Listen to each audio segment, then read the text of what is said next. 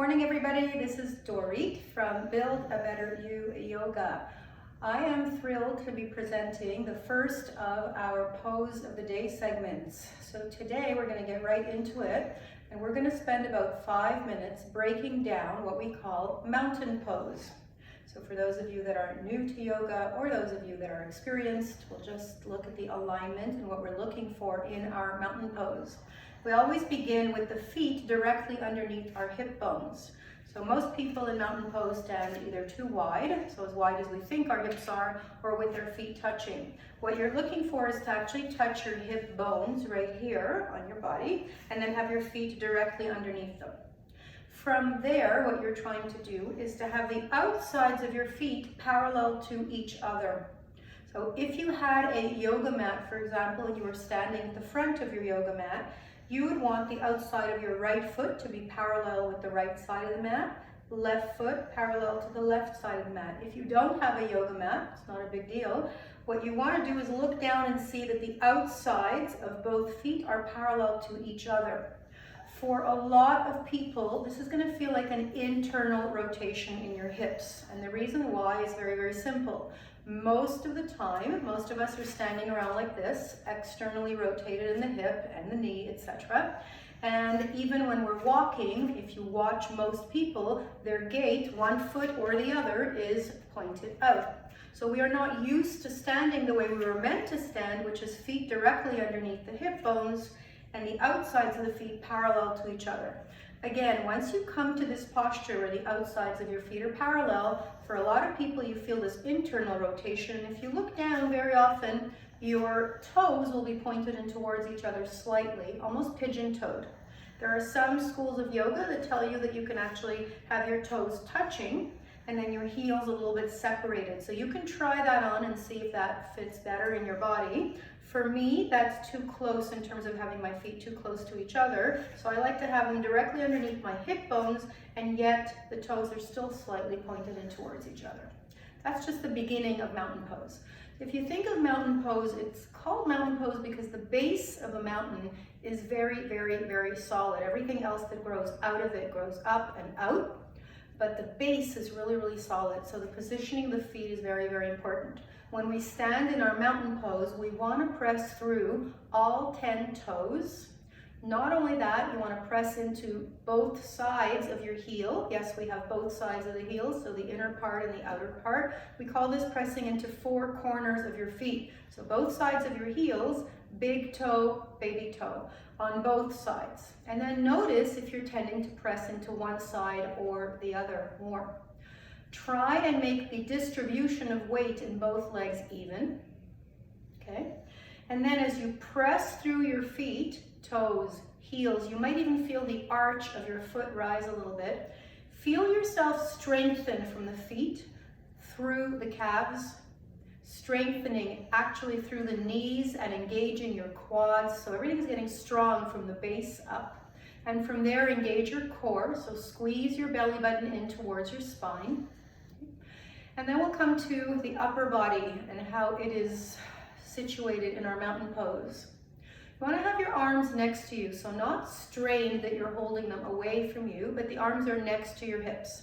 If you're comfortable, your palms will face forward in what we call anatomical position. If this doesn't work for you, always make the posture work for you. So if it's more comfortable for you to leave your hands next to your sides and palms in, that's fine. If you can let them be facing forward, that's great too. We allow the fingers to pull into the earth almost as if we had magnets on our fingers, pulling into the earth, and this is to take the shoulders away from the ears. Most of us spend most of our days with our shoulders hunched up like this, stress in our shoulders, neck, etc. So having the fingers pull into the earth naturally takes your shoulders away from your ears. And then from there again, we're trying to take the roundedness out of the shoulders. So if it helps, roll your shoulders up and back a couple times. Do a couple of shoulder rolls back. And when you let the shoulders relax towards the back, I want you to end, or I suggest that you try ending with your shoulder blades slightly squeezing in towards each other. So it's not a big movement, it's a very subtle squeeze of the two scapulas or shoulder blades in towards each other, almost like you're trying to hold a pencil between your shoulder blades, and this serves to open up the front of the body. In mountain pose, you want to have your heart forward, and you want to lift the rib cage to get nice and tall. So we're moving from the floor, from our solid foundation on up. Strong legs, strong core, a lift in the rib cage, the heart lifts, and then we're going to come to the positioning of the head. So I'm imagining that there is a little string pulling the crown of your head up towards the sky. You're lengthening the back of your neck. And then notice where your gaze is. So you don't want to look too far up because you're going to get a little crunching in your neck. You don't want to look too far down because that's just the weight of your head is pulling down. You want to look kind of at the horizon level. You might find that your chin is parallel to the floor. And what you really want to feel is that the back of your neck is long and spacious.